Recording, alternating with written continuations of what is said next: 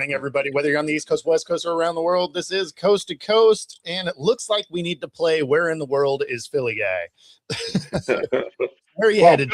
Philly Guy is home today, but I right after this show, I have to race down to Smyrna, Delaware, because you guys do not know, but I am about to launch an alcohol brand. Mhm. And that brand is called TNT. And today we are doing some of the commercials for that.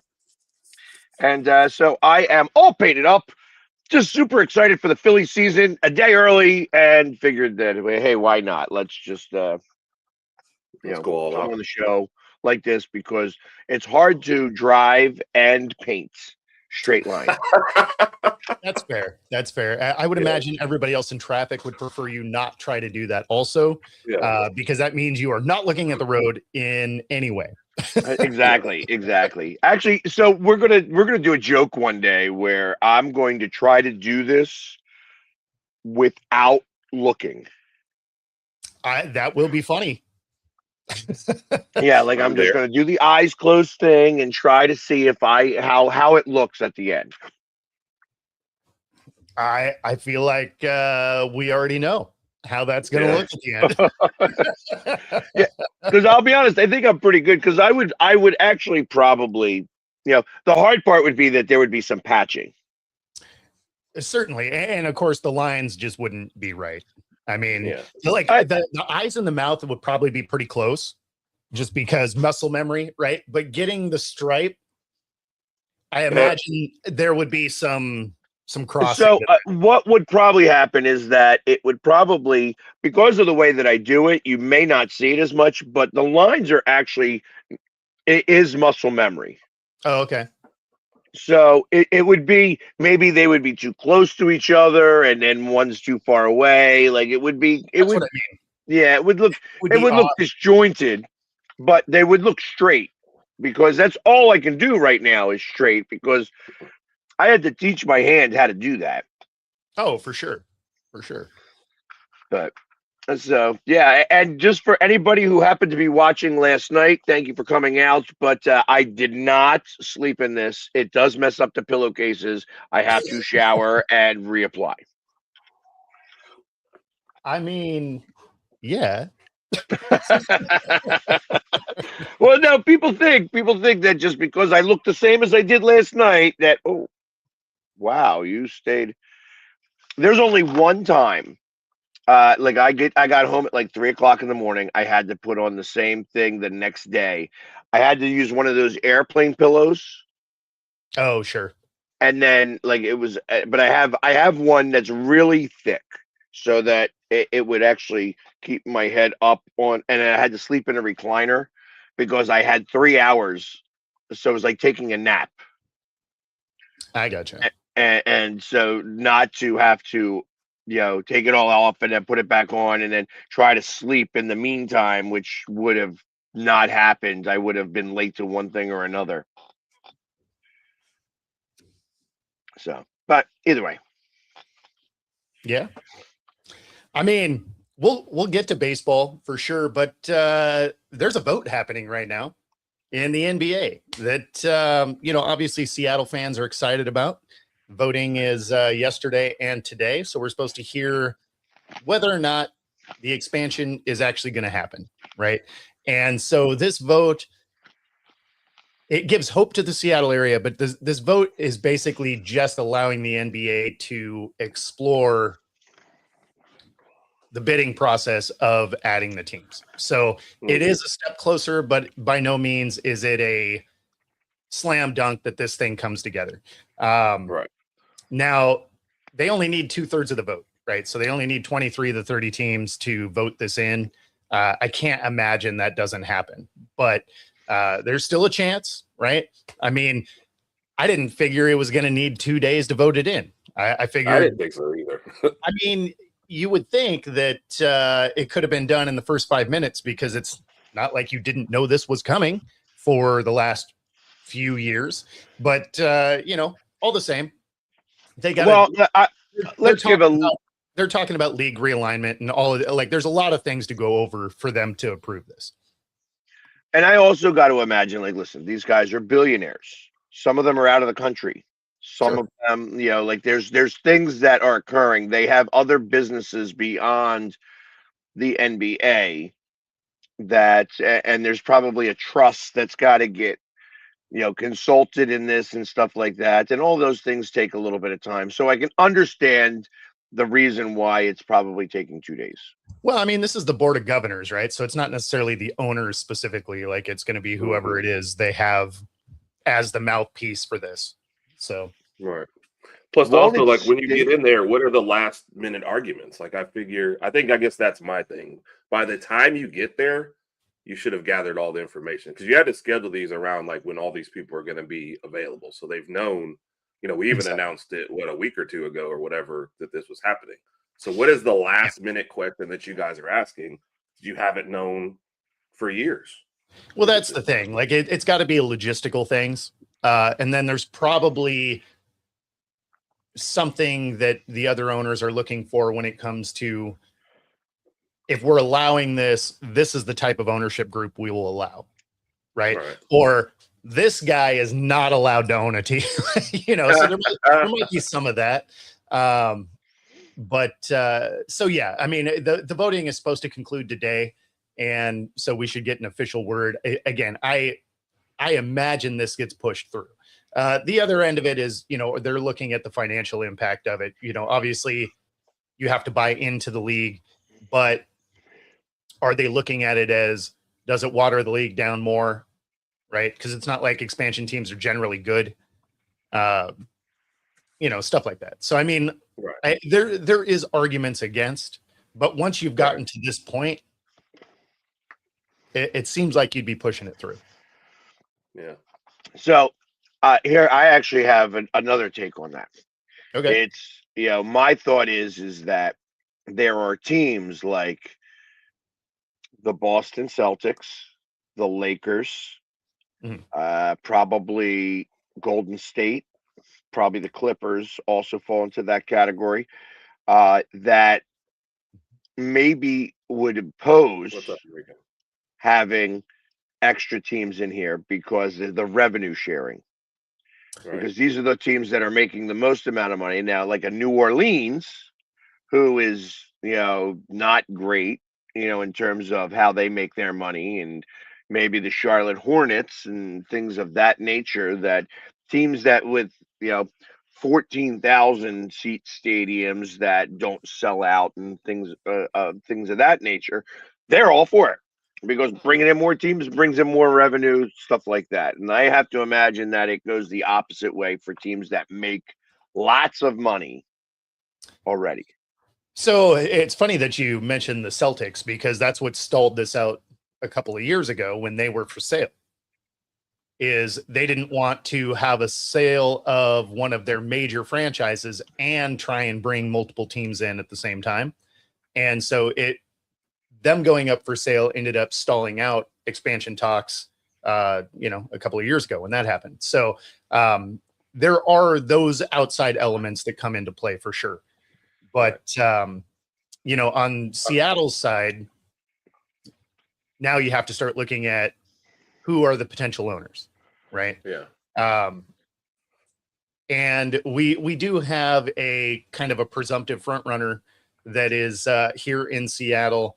The group is called One Roof Sports, and they are now it's kind of a newer formed. It's the current ownership group of the Kraken, and they are also buying up the controlling share of our Climate Pledge Arena, which is where the Kraken and the Storm currently play.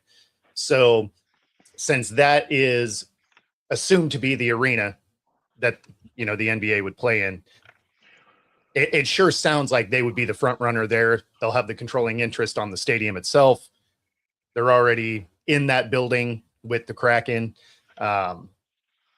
So that's kind of, from the outside looking in, it looks like they would be the front runner here in the Seattle market. Who knows for Vegas? Yeah. So damn, it wouldn't be Kemp and Beast Mode and stuff like that. I thought that those guys would be the ones that would Sean Kemp. I would love to see Sean Kemp back in the NBA. I mean, I believe that they will be around the organization. I don't think any of them have enough money to That's what I even always think. talk about a situation like this unless an ownership group was like, hey, we want you to be part of this, and here is a super low end buy-in. Not to say they don't have a lot of money comparative to those of us on the panel, but when you're talking about billionaires, they ain't those guys. So Right. That's usually why they're usually the face of kind of groups like that, but not Exactly. the main guy. I honestly don't think they should expand from a talent standpoint. I think Seattle should get a team so those two arguments don't go together. Sure. But from the league standpoint, I didn't see expansion. I feel like the product's getting watered down as is, and load management is kind of killing things already. So it seems like a bad time to expand, but also certain markets do need a team. So it's like I'm playing both sides, I guess. Yeah, I think some of it also has to do with the fact that their ratings have just passed Major League Baseball. Not to say that that means the NBA's ratings have gone up. That just means that Major League Baseball's ratings have really slid. But I think I think that's part of it, right? Is there's a couple of markets that they want to be in. They're not necessarily Right. going to move a team there. Right. So expansion is kind of where it is. It also allows them to do some realignment that they've kind of wanted to do anyway. And then they can do some of the division situations, sort of like the NFL. So now you can have, a little different playoff layout than they currently do. So, I mean, it allows them some flexibility to do some stuff by adding a couple of teams. Yeah. I think that this is only going to make a watered down product more watery. You know what I mean? And you're still going to have the haves and the have-nots. And what I do like about what your situation is that the ownership group is going to stay in the same city, unlike my ownership group who owns the Sixers, the Devils, the Washington Commanders, and then some team over in England and stuff like that, where the next new shiny toy is what gets all of the grease anyways. Oh, for sure. And I mean, don't get me wrong, the NBA's product is not good. Right. And it hasn't been for a while. And this is funny though. Not the best role models. They kind of never have been in basketball. Like, basketball is not where you've been like, oh, that's my role model. In fact, Charles Barkley had a whole ad campaign about how I'm not a role model. So, but yeah, the NBA is rough. And guys, you're not wrong. Like, it's tough to watch the flopping and the crying and the load management and all of those things. The fact that, rather than ever driving to the hoop, they're just jacking up threes from the logo. Like, there's a lot of things to not like about the NBA. At the same time, we miss having the NBA in Seattle. Right. And that's why I said I see both sides very, very clearly. Seattle deserves a team. And for all my complaints about, the NBA regular season, really, I'll still watch the playoffs. I'll probably watch Christmas Day and then skip most of the games until the playoffs. But I'm sitting here, if the playing games are on, with that Tuesdays and Wednesdays, I'm still tuning in for those. So I still enjoy the end product. But if you tune in randomly for game 42, you have no idea who you're going to see, what's going to happen in this game. There's been times when they sit all their stars because all of a sudden, and then mysterious, like, they've started putting illness on the injury report. This guy's out tonight, illness. But he dropped 40 last night. He just got he's sick of playing. No, there's a lot to not like, but I am with you. I do watch playoff basketball, and one of the biggest things about that is they swallow the whistle. Yeah, they make them go out there and battle. They don't call every single foul. I mean, it was one of the things you could always really tell with James Harden. right? He'd get every foul under the sun the entire season. Playoffs come, he couldn't buy a trip to the line, which I thought was great because he did foul baiting anyway, right? Like he'd kick his leg out, and they had to make a rule against it because he'd do that. That's my favorite part. And kick him. It's just the like James Harden rule. Exactly. I love that one. So I know that Herb is probably, like I said, he likes to watch basketball. So he's waiting for expansion to 42 teams so that Birmingham gets a team. Yes. And If Jamie we're not is going like, to support pro football, we're definitely not supporting pro basketball. Good luck with that. and Jamie King is also the only basketball team they had was when Dr. J was in the movie The Fish That Saved Pittsburgh. So like that's it. There has been no basketball in Pittsburgh whatsoever. So I can appreciate all of that. Hey, listen, I guess we'll see. We'll see if Seattle celebrates. Will they be calling themselves the Sonics or will it become the Seattle Chad? It will be the Supersonics. They get to keep the name and the likeness and history and all of that. So they had to sue them for it because when they first moved, they actually changed the record book for a few minutes to say that 79 championship was the Thunder. And yeah. And so they lost their lawsuit and the history and all of that. But no, Chad's been gone forever. Hey, listen, I thought that would be a great name for a team. The Seattle Chad. It would be chaos. It would be chaos. You'd probably get shanked on the floor, but yeah, exactly. The history does remain here in Seattle. So there is that. So yeah. And then prior to coming onto the show, solidified the fact that we do have a guest on Tuesday. So we do have Jack Farr, running back coach for the NFL Academy. He will be here from the UK on Tuesday morning. So that's going to be cool. Awesome. And what, in the UK, it's probably what? 1 o'clock. Maybe 1 o'clock there for our show. It's perfect timing for him. He's probably just getting up. Just getting up. Wow. That's a rough night before then. That's right. That's what I was thinking. I mean, you're working for the NFL. I think you have to be a little more on top of stuff than that. Might get you up at noon and you're like, what are we doing? Ask him a question. It's like, huh? I tell you, it's you get a bunch of them. Anyways, what else is happening in sports today? Well, I mean, as I alluded to at the end of the show yesterday, you do have some interesting stuff happening in NASCAR. Tyler Reddick wins his 4th out of the first 6 races. So Reddick and Michael Jordan on top of the podium yet again. Pretty impressive. Really kind of insane to see a charter, club, which are generally, we'll say, underfunded, absolutely dominating the sport this year. Yeah. Now, I'm not saying they're underfunded. Right.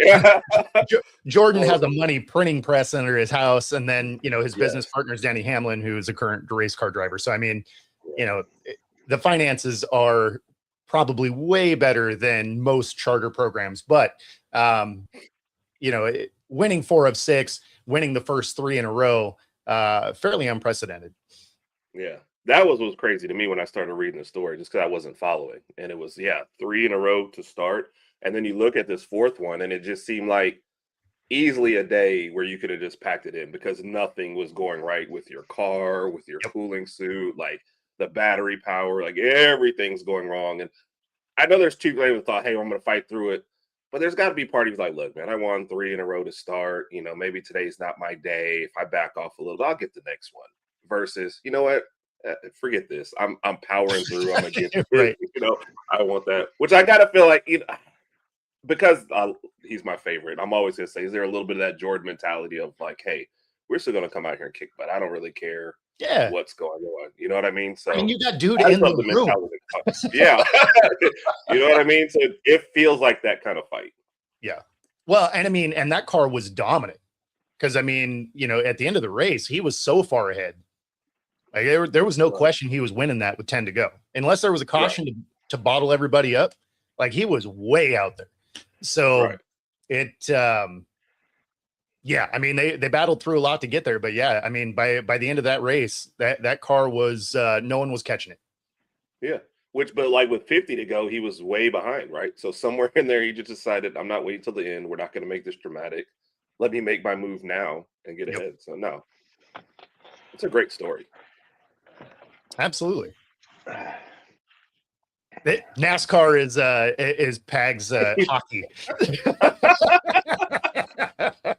Yeah, there's not much I could say. I'm like looking at the standings, and I'm trying to figure out how somebody who's got 3 top 5 finishes but no wins is so far down on the list in comparison to guys that have 0 top 5 finishes and like are ranked 4th. So Because of DNFs. So if you finished in the top 5 3 times, there's been 6 races and you wrecked in 2 of them, you got no points for those other races. So that's why you get different points based on every single position that you finish. So if you get a DNF, you get some points if you let a lap or anything like that. So that's how you could actually have some guys that have won some races and be way down in the standings because of wrecks. got it. Okay. Well, see, and I watch so many races that I am going to be there at the All-Star race, which is going to be amazing. And I was going to say, you're going to have to brush up, man. You're going to be at the yeah, track. it's like I will learn all about it then, because it's I tell you, it was amazing to watch and amazing to be a part of. But I have so many questions. Like there's just so many things, and because I have no understanding of it, it makes it hard to discuss. But it will make it interesting when I ask these questions, because I feel like that. Hey, listen, there's always been the joke: how can 6 million rednecks be wrong?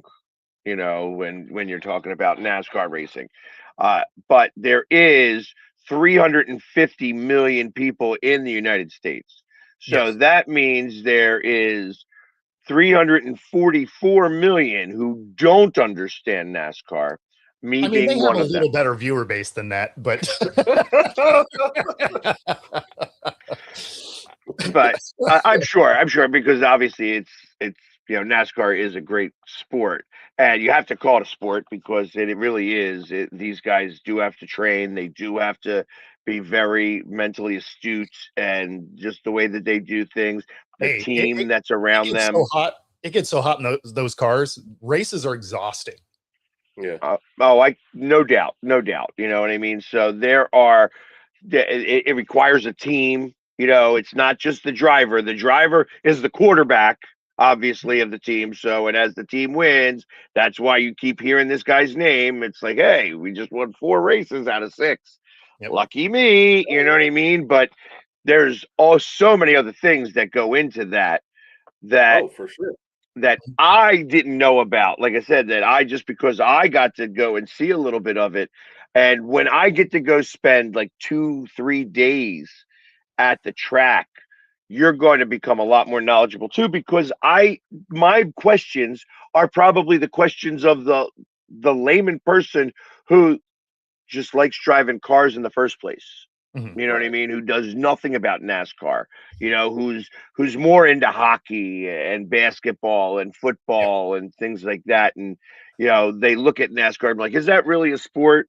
Yeah, is badminton a sport too? You know what I mean? Like it's Depends on it how is. hard I you don't play, think I guess. yeah, that's what I'm saying. I don't think people get how physical like it is doing. I mean, I get tired just driving regularly at times. Now I can't imagine the Well, I mean, reflexes it takes and the speed that they're going at. And then one other point, no, sorry, good. what you said in there in the middle was perfect. The best driver in the world with a terrible pit crew is not winning anything. Like if you Right, get for in sure. there every time for that stop and they have no idea what they're doing, like you're not winning. So it does take everybody on point just to win that. So Yeah. it is a Well, great and little team sport too as well. to give people perspective of the temperature that's in the car, right? So like on a normal summer day, right? Doesn't have to be like a crazy hot day outside. But if it's a 85-degree day, the track temperature is like 110. Inside the car, you're a $120 plus, and then you're in a multi-layer fire suit and gloves and helmets, and so then you're in dirty air behind these other cars. So it's not like it's a comfortable driving experience. So I mean, you're and then it's an endurance race essentially, right? Like you're out there for a few hundred miles. So I mean, it's a grueling task to be in there. And then Jamie, to answer your question, the difference between the next level down in Cup cars is there's some rule differences, and the cars are different in a ton of ways. The weight is different, power is different. Like there's a ton of differences between the cars, even though they do look very similar. Now, is that the Arco, the no-op that he wrote there? Is that the Arco series, or is that a completely different one?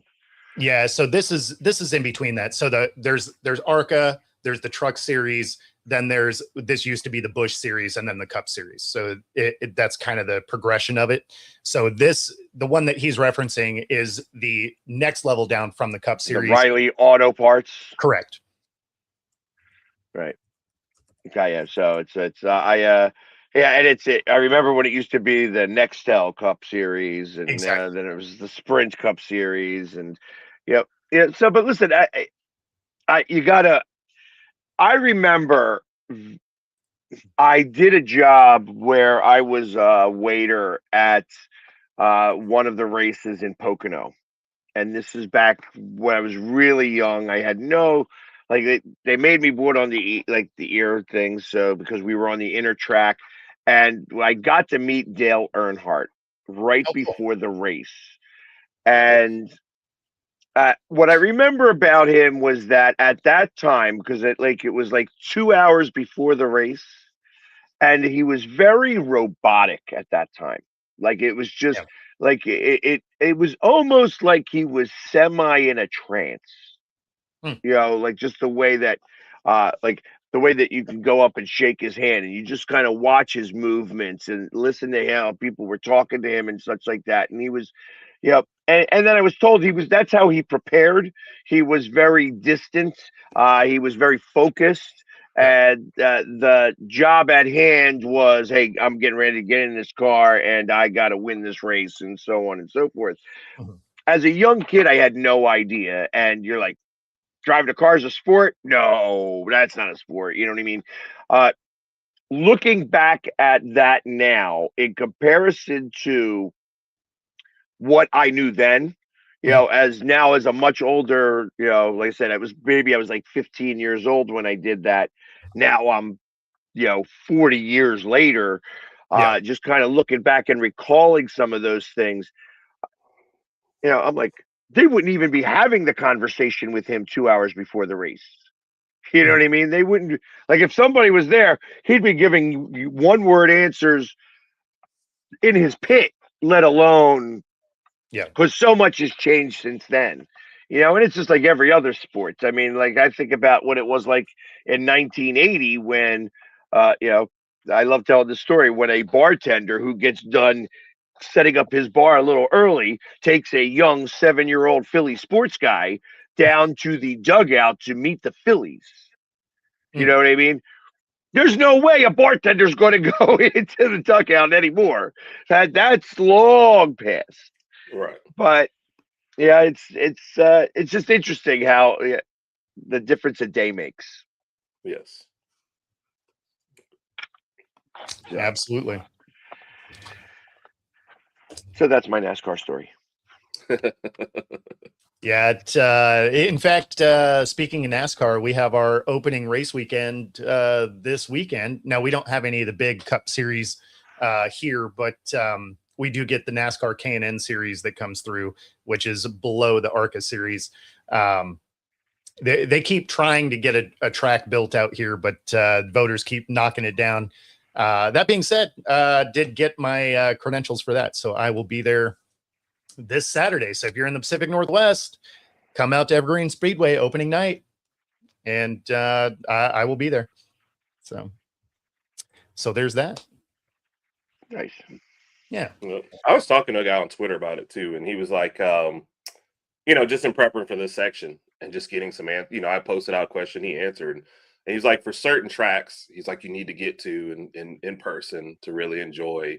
And then he's like, as far as television coverage, he's like, Amazon is the best, and he didn't really like Fox's coverage, which surprised me. I thought it would have been the other way around, but it's kind of like one of those things. I think I need to get to one eventually just to kind of see and feel the whole thing.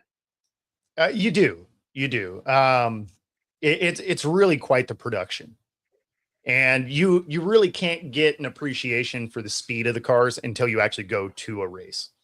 Because I mean, on TV, you're like, oh yeah, they look fast and whatever. But when you go down there, especially if you get down close to the fence, and you see these things that go by as a blur, and you feel the sound push against you, right? Feel the rubber pellets on your face, like they kick up, and it's like whoa, like I was there, like it's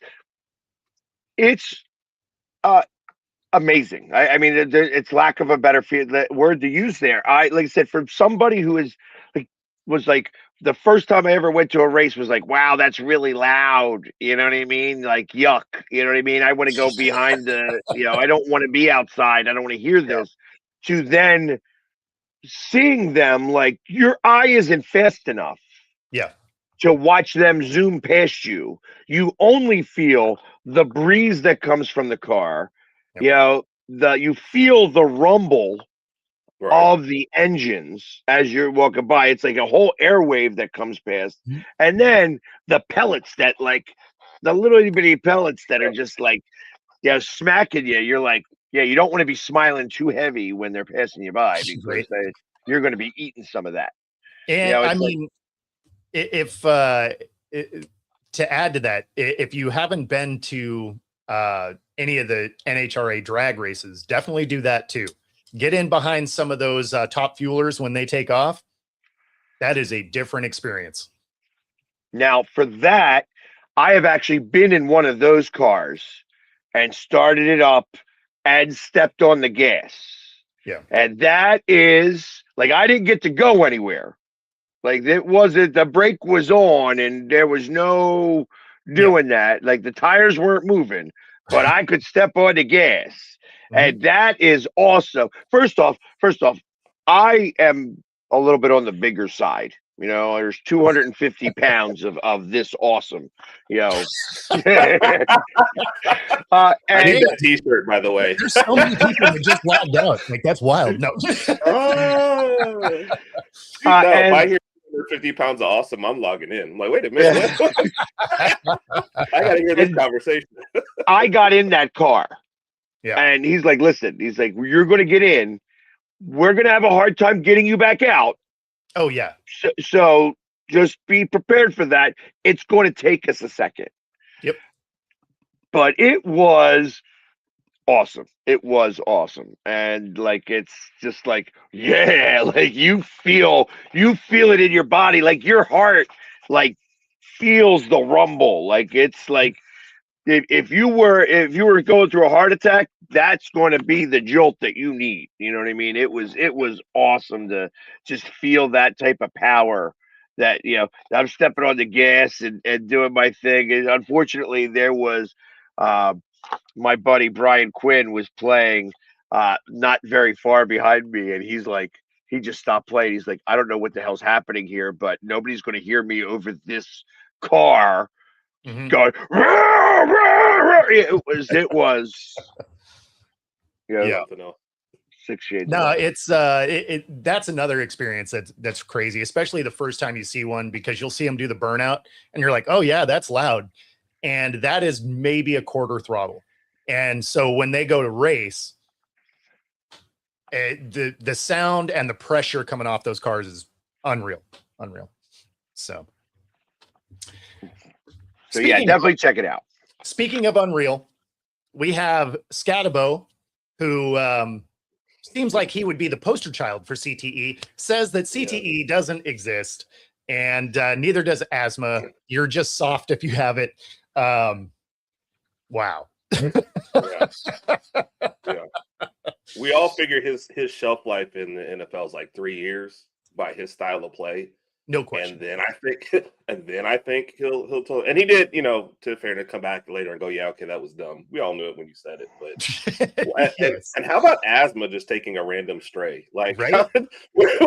any other diseases? Well, to be honest, talk? he didn't say asthma. The guy he was talking to mentioned asthma, and he's like, "Yeah, it's all fake." It's like it was. Listen, the whole thing was taken way out of context. He was trying to be funny, and it didn't hit the mark. It didn't hit the mark so much that he got a phone call from the commissioner. When you get a phone call from Roger about something that you said, you messed up. No question. Because Roger is very good at making sure that those things go away. That one was yo, Cam, shut the hell up.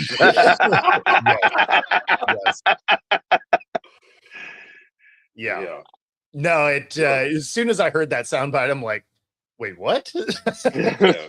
Like, you are literally running your head into drywall for fun. And I'm going to go with, you might have a touch of this already. Yeah. That's one of those things. If something does happen to him, it'll follow him forever. If something happens to him, this will be the first thing they brought up. And like you said, Billy, it might have been taken out of context, but that's 90% of our sound bites these days. Like, that's why you just really have to be careful what stupidity you go with. Yep. Well, and it's funny because we actually had a conversation about him yesterday and how he is one of the few players that received a standing ovation getting carted off the field at a football game. Now, it's different than Michael Irvin, who also, like, there was a lot of, that cheering was really misconstrued in a lot of different ways, and I'll leave it like that. And I know that Philly gets a really bad rap for a lot of different reasons, and we'll tell you that we normally do the polite golf clap when somebody gets hurt and they get taken off the field after being on the ground for a little bit. He received a standing ovation, and I feel that the reason why that Philly gave him a standing ovation in comparison to like other players is because we respect the work ethic and the abilities that he has. Like, you could tell that he's good at a couple of things, but he is by no means the best player out there. And to perform the way that he performs, it's over and above like what he is a try-hard guy. He's a try-hard guy, right? Like, his skill set gets him so far, but his relentlessness is what pushes him beyond that. And I feel like Philly people love that more than normal. Like, that's kind of what builds us as our sports town. So the fact that he got the hey, like I said, a standing ovation, the fact that 3 weeks or 4 weeks earlier he was doing backflips in the end zone after scoring touchdowns on us, you kind of led to that. I feel like the fact that not only did he score them touchdowns, but now he's doing backflips and trying to embarrass us. When you embarrass us like that with such a good performance, and then are here, and then you really get out for the rest of the season.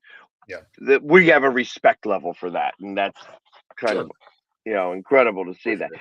Unfortunately, he has had a couple of hits to the head, and he is not the sharpest tool in the shed to understand that sometimes his comments are not appropriate.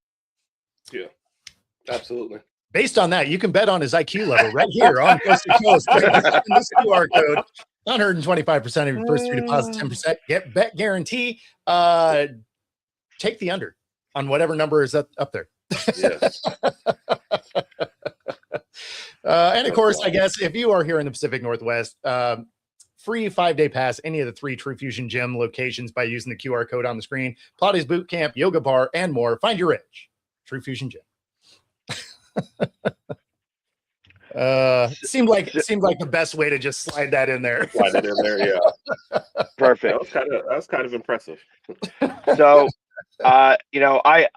we're gonna switch over to Mr. Alabama's favorite sport for a second, hockey. Yep, Because you both had tough losses last night. we Right. did. Although Bo did get a point in his. I mean, it was an electric game. The first two periods were So what happened in the third? Everybody just woke up and decided, let's play. kinda right. Like it was something else. You're down 4-1 with just over 6 minutes to go, and they're like, hey, you know what? We should try playing hockey. And all of a sudden they started finding the back of the net. They end up scoring 3 goals inside of like 4 minutes and go to overtime. Overtime period yielded nothing. There was a lot of just move the puck around, not a lot of shots on goal by either team. And then got into the shootout and they get one. Kraken don't find the net. But at the same time, they get a point, which is something they desperately need to even have a shot. I mean, they're running out of time. Mm-hmm. You could argue they're already out of reach, but just based on how they've been playing. But if they can rattle off some wins, climb back in this thing, they can make it interesting. Sadly, they still have a couple of road games before they can come back to Climate Pledge Arena. So, we'll see. But it sure looks like the Kraken are flirting with elimination right now. They have a 7% chance Yeah. of making the playoffs, which is not very good. High. That seems high. Yeah, it's not very good. And actually it's not very high. So it's 7% is sounds high in football. No. 7% is nothing, and it still sounds high. Yeah. But they do have a 7% chance. The Flyers, had they won last night, would have had an 18% chance of making the playoffs. The fact that they didn't get 1 point, right? Actually, had they gotten 1 point and lost that game, they would have had a 13% chance. Sure. Now they're down because they didn't even get that point. They're down more to like a 9 or 9 3/4. So it's almost 10% chance of making the playoffs. And the win would have been 18% because it was such a significant win. Right. I am so pissed off at this team. I am so frustrated about this team that they cannot seem to put together 3 periods. The fact that they have 3 guys that I think they had 3 shots on net in the first period, and it was the guy who's like 200 years old, who should have retired 2 years ago when he didn't play for 2 years. You know what I mean? And now is the captain of this team. You also have this guy who was like, who is he? He's like, he was an AHL guy, and the guy that they should have traded at the trade deadline. So that was the 3 shots on net in the first period that they got. It was like, come on, this is ridiculous here. This is, I don't know. I'm frustrated about this team. They're not going to make the playoffs, and I don't know what to do, because they are not going to get a good draft pick. They have to do something super extreme to get somebody here. I mean, you're going to see Connor McDavid start to get this, and you're only allowed to give them 25% of the cap. So let's give him 25% of the cap, and let's also let's have like a couple of Philadelphia companies. And I can't stand Connor McDavid. I cannot stand him. Yeah. I do not want him on this team. But if you could get him here, at least I know he could put the puck in the net. You may not want him, but you do need him. I absolutely do need him. I absolutely do need him. Yeah. And when he gets here, I will learn to curb my disdain. Yes. I feel like that's lies, but you're going to be go team, sort of you. Yeah. Yeah. But did you see the question earlier, Billy? Somebody asked you, which you've answered half of it. Somebody asked you earlier, are the Flyers and the Sixers both making the playoffs? Well, the Sixers are, because every team that's out of the top 10 stinks so badly that there's no way they're going to get back into the top 10. So we're going to at least have one playoff game at the very, very least. Likely two, because we'll probably win that first game and then lose the second game. And because everybody will have had be rested for the back-to-back games or whatever. And, we won't be able to make it in the playoffs for that. But if we do make it into the playoffs, we'll be like the 9 seed that makes it in as the 8 seed, and we'll get knocked out in the first round against whoever is the top Against seed. literally anybody. Yeah. I don't even know who's going to be playing for a whole series for the Sixers if it gets to that point. I'm glad they're kind of resting Maxey. I know that he's hurt, and I'm glad that he's going to get the rest, because it's literally going to be him, Edgecombe, Grimes, that if they're going to do anything. I mean, if I'm the number 1 seed, I don't know if I want to face a Sixers team in the first round of the playoffs, because a couple of bounces and some good defense by the Sixers could knock you out in a 5-game series. That's the thought process there. I thought they went to 7 for every round though now, so you've got to survive a longer series. Well, I thought the first series was still 5 games, but I don't know. I think they transitioned. Yeah, they transitioned. Okay, well, if that's the case, then it doesn't matter. I don't think that the Sixers win 4 games. I don't think so. I think that there was a possibility that they win 3, and it would take a little bit of luck and a lot of they're having off nights and we're having on nights type of situations. I even in a 5-game series, I put them as the severe underdog against the top talent in the NBA. In a 7-game series, there's no chance. Yeah. It's just because you can't do it that much. And like it says, is Embiid going to play all 7 games? Is he only going to be able to play 4 because he can't go the next night? Is it, it's like the way that ownership has dealt with this team has been so frustrating in general. I don't hear about Wembanyama taking any nights off. Now, I know Wembanyama's a little younger, but I don't see he plays every game. It's like these guys are playing every game. There's guys out there that are still putting 82 games on the court. Michael Jordan taking a day off, unheard of. Yeah, even with the flu. Yeah. Going out there and balling. Kobe going out there and balling. I can't see, he's supposed to be a Hall of Fame talent, Embiid, and he won't make it there because he hasn't had enough games. Yeah. That's what I'm saying. The season he won MVP, they said they were basically pushing him to stay ahead of that threshold, and it kind of wrecked him for the playoffs because his body was too beat up. So, you're right. It's going to be a talent. You're talking about a guy with an outside shot and a big man who could possibly be like a top 10 talent if he was healthy for his career. And like you said, we'll just never have enough games to make that argument. So, right. And it's his own fault. You can't eat $80 worth of Chick-fil-A and then try to play basketball. Right. It's like you can try.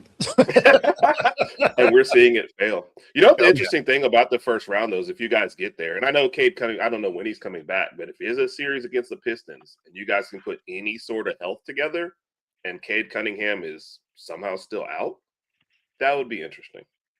But that's really the only shot I would say. Yeah. The Pistons being a young team that have not a lot of playoff experience is, I think, one of the more perfect matchups for the Sixers. For sure. The problem is that they're going to have to get past Charlotte, because I think that Charlotte's going to be in that play-in. And unless Charlotte is the 7 seed, they get the number 7 spot, win that first game. and we don't have to play them. Charlotte in the second game of that play-in tournament, the 2 games, Charlotte's defense is stifling against the Sixers for whatever reason, and we can't seem to beat them, and that causes fits for the Sixers. He can't coach around it, and it's that means that Charlotte would become the 8th seed, and I think that that's kind of what I foresee. And to be honest, I almost want it to happen. It's like I am not a fan of this ownership group. I feel that this ownership group, different than the Seattle group, because they own the Jersey Devils, and then they own Washington Commanders now, and because Washington went to the NFC Championship game in their first year of ownership, and they got the NFL draft coming there, and they got a brand new stadium about to be built, that everything else, there's no grease for any other wheel.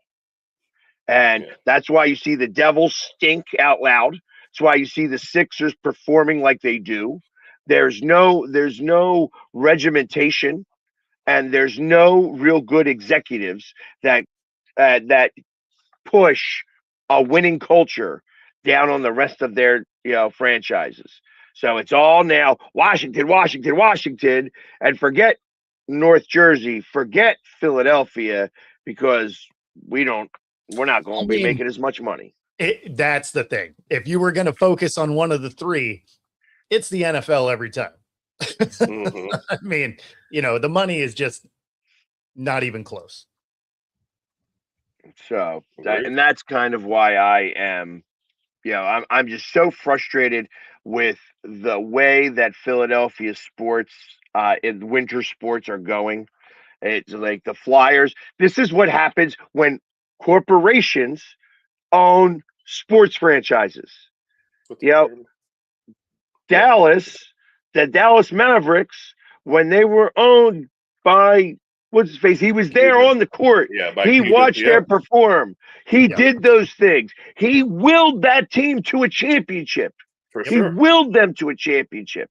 They weren't the best team in the league by far, but they had an owner that cared. And when you have an owner that cares and is there in the trenches with your guys, again, the team that drinks together wins together.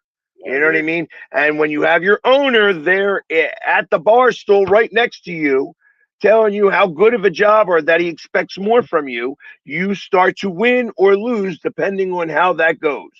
And he saw that it was too much for him to do too. He took too much pride and too much care. That's why the New York Jets ain't going to do nothing until Gary V buys them. Right. You know what I mean? And the moment that Gary V buys that team, watch out for the Jets. The Jets will become the next New England. Because he's the guy who cares enough that wants to get it done.